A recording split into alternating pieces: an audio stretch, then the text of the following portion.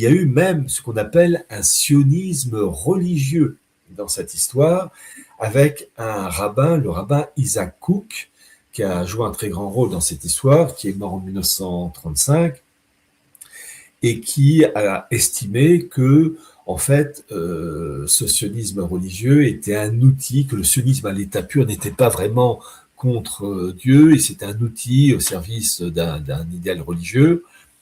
Et on retrouve d'ailleurs cet idéal même, euh, comment dire, chez des rabbins, un rabbin prussien en 1836 qui avait envoyé une lettre à Rothschild, je crois les Rothschild de Berlin, pour appeler à la reconstruction, la remise en place de l'État d'Israël. Donc en fait, il y a un sionisme religieux, et ce qui est intéressant dans le cas du rabbin Kook, donc promoteur de ce sionisme religieux, il a été ordonné par d'autres rabbins, mais un rabbin qui avait joué un grand rôle en lien avec les Lubavitch.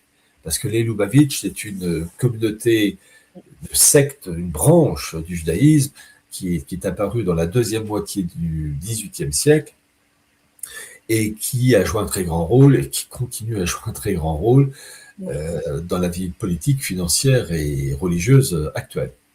On en reparlera si vous le voulez bien. Moi, j'ai noté quelque chose d'intéressant et important, c'est que vous dites qu'il y a des liens très forts donc, entre le sionisme et l'Empire britannique. Ces liens sont dus aux liens entre Oliver Cromwell et Ménassé Ben Israël. C'est bien Oui, ça?